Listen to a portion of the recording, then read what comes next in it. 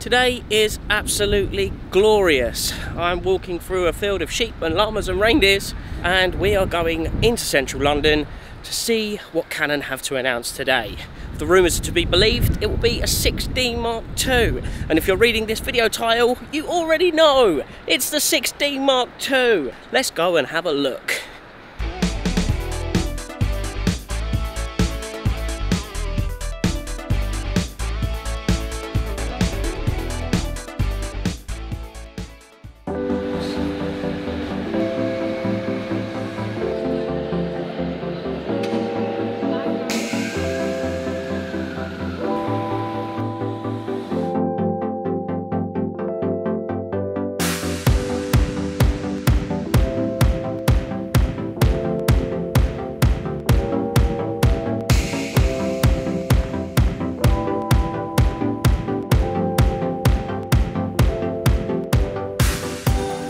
Correct them eyebrows. We just had the press briefing from the Canon team, and as we expected, the 6D Mark II, but we didn't expect the 200D. Double bubble. The original 6D was released at Photokina 2012, so we've been waiting quite a while for this.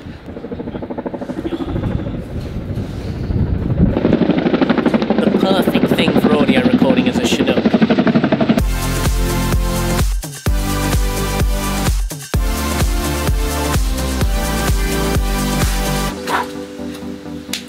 Just back from the Canon event where I picked up this awesome t-shirt, but we're not here to talk about the apparel launch. We're here to talk about the 6D Mark II and the 200D.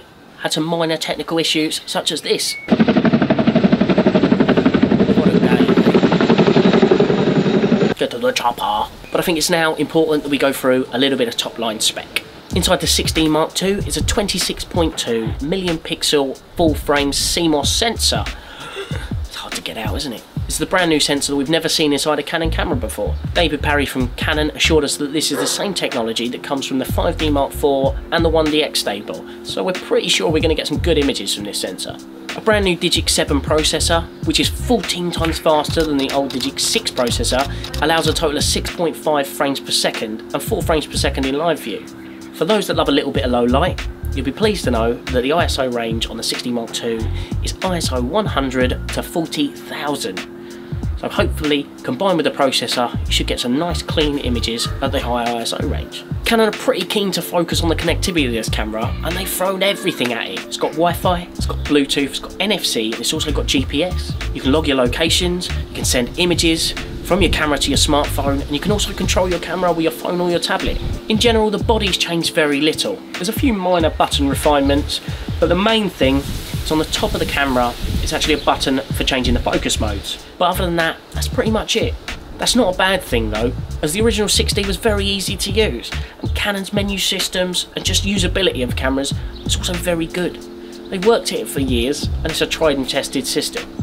In a day and age where even your smartphone now shoots in 4K, it's disappointing to see 1080p, 60 frames per second offered by the 6D Mark II. There's going to be a lot of questions why there isn't 4K in this camera, but it's not really designed for videographers, so I won't personally let them off. I'll just let the comments section decide. At the back of the camera is a 3-inch LCD display. The important thing is touchscreen and vari-angle, which is the first time we've ever seen a vari-angle display on a full-frame DSLR.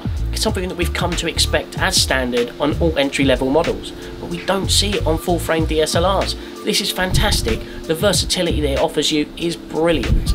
Being able to pan and do a selfie, shoot at low angles, shoot high when you're at a concert, it is incredible. We love the LCD. Has to be said, there's nothing on the spec sheet that makes you go, oh my god, I need to buy a 6D Mark II. But I'm very willing to bet that this is going to be a solid camera that many enthusiast photographers are going to enjoy very much, and it should work, and it will continue to work.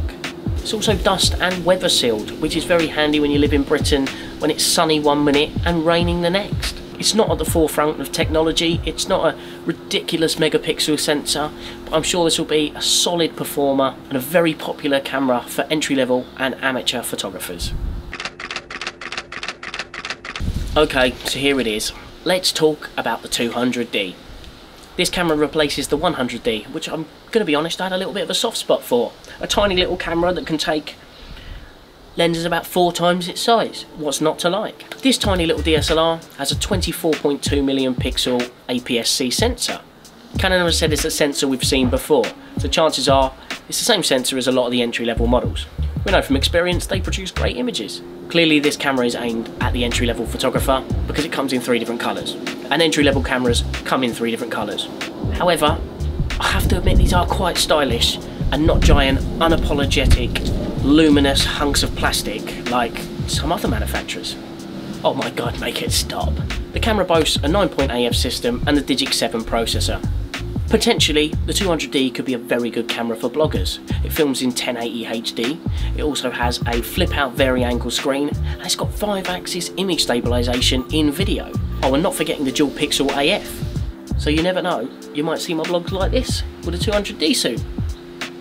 Both cameras should be available in July, and the prices are as follows.